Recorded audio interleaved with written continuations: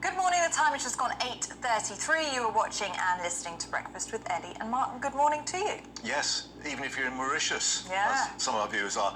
Time to take through the papers now, and joining us this morning, it's obviously an interesting morning in terms of all the stories. Norman and Ella have got their choice for us, but you're just going to work away from the drought order, which we're expecting fairly imminently, because we've got NHS waiting times, which we haven't hit on yet. Ellie, you picked that up in the Daily Mail, and this is a front page story on the Mail. Yes, I mean, we are well used to stories about exactly. NHS waiting times. It's nothing new. But what the Mail is picking up on is the fact that it's asking the question, the headline is, where is all our extra NHS money going? And it picks up on the fact that despite this hike in the national insurance, 1.25% in rise in that, which was supposed to be, it was billed and talked about in the kind of political circles as this big boon for the NHS. But the Mail reports that actually the number of people who had to wait more than 12 hours in A&E has jumped by a third. In just a month. Ambulances queuing up. We're being told cancer referrals still not where they should be. So, quite a interesting question as to what's happening in the dynamics, the mechanics of it. Exactly. It's actually its highest, reaching its highest ever level of almost 30,000. And if you were being particularly generous, you'd say, well, hang on a minute, it's only just recently that it's got the new money, give it some time. But the story of the NHS has always been that it has had money thrown at it again and again and again. And the question is, if we want to have, which I very strongly believe in, a national health service that has that kind of the political narrative behind it of looking after a nation.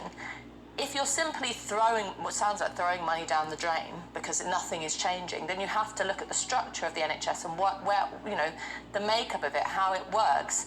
And the Mail picks up on the inside pages on the fact that, of course, there is this controversy around the fact that the NHS is continuing to hire diversity and inclusion officers who are being paid £76,000 and above a year, which I'm sure many viewers and listeners will think, what a waste of money at a time when nurses. at a time when grannies are waiting on trolleys in the corridors of A&E.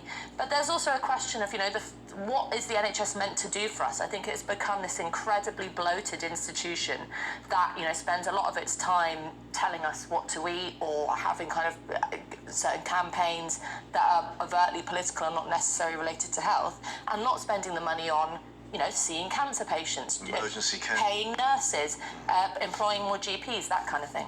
I was actually listening on the way in this morning about waiting times, and I think it's the highest of July in a very long time, 12 hours. The winter, yeah. Yeah, 12 hours and more. So yeah, exactly what's going to happen in just a few months' time.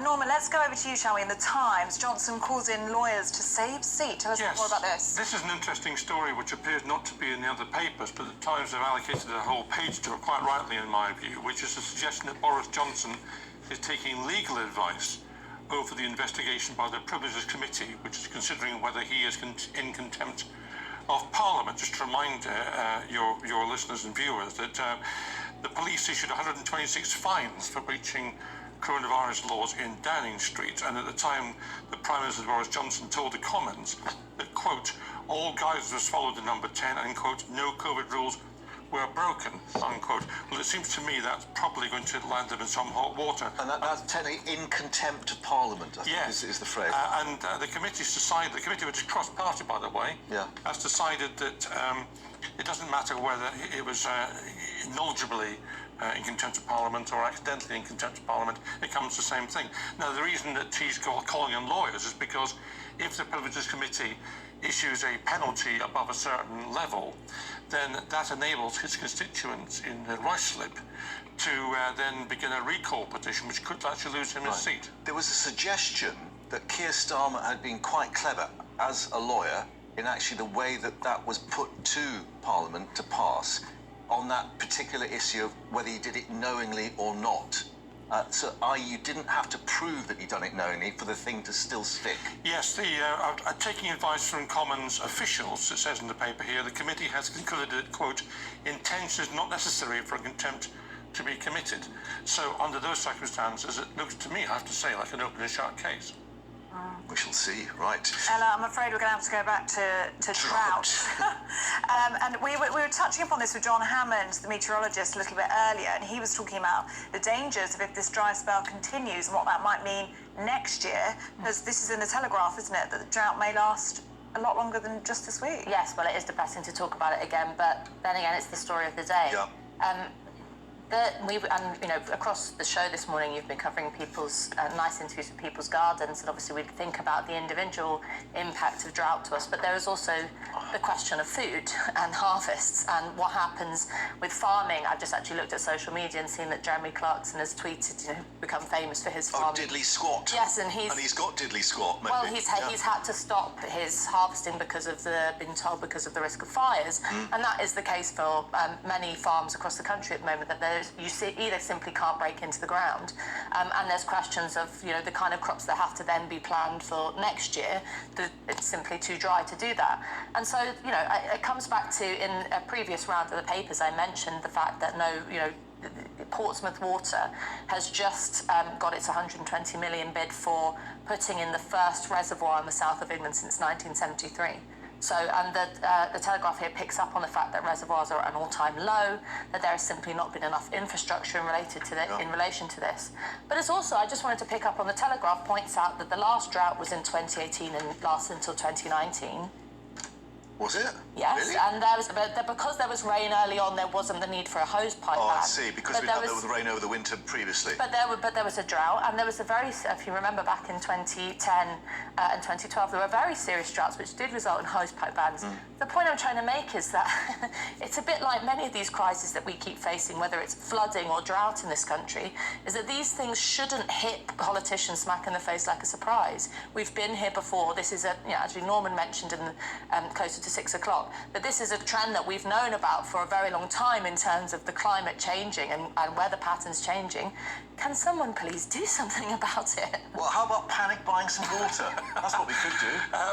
There's a story in a small piece in The Sun saying people are clearing supermarket shelves of bottled water, which is just bizarre because there's no shortage of tap water for people to drink. In fact, I might say that tap water is actually regulated to a higher standard than bottled water, as a matter of fact, in terms of the health of it.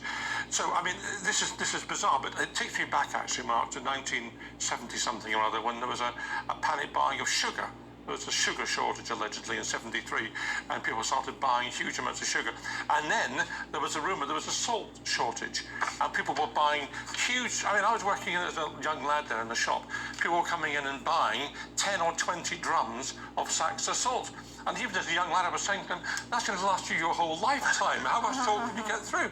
So this is bizarre. So I would say to people, don't buy bottled water. In fact, it's bad for the environment. Use tap water. Yeah, and we were reflecting earlier, looking back at the power outages of 1974, when candles and torch batteries were on the up in terms of demand. And we did have one of our viewers say, I've still got my candles from the 1970s. So and they were presumably using candles to brush their teeth in the dark, because that's what we were told to do by ministers at the time. Yes, I remember. And television, would you believe, was told to finish at 10:30 every night to finish and keep the electricity. And there may be some viewers who may say that's no bad thing. Who knows? I don't know. Gets off to bed at a good time. Yeah. Okay. We got time for one more?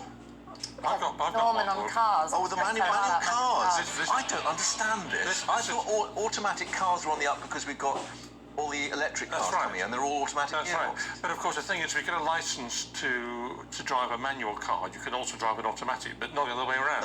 So people are actually making themselves limited in what they can drive.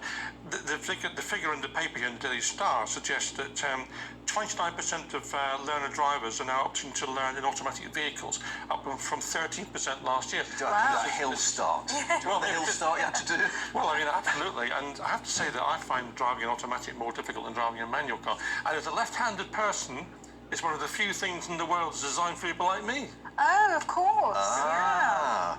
I think people also forget about the joy that driving is an art and a skill. And I don't want to be sort of Luddite about automatic cars. Hitting the but right revs at the right time to change up. There is something about learning. It's a kind of a life skill to learn how to drive a stick and be able to do it and feel the car and all that kind of stuff. I remember it being very exciting when I learned. I mean, this is all a lot of this. You have to remember the context is there is a war on cars going on at the moment because the kind of automatic cars, particularly electric cars, are way out of people's price range.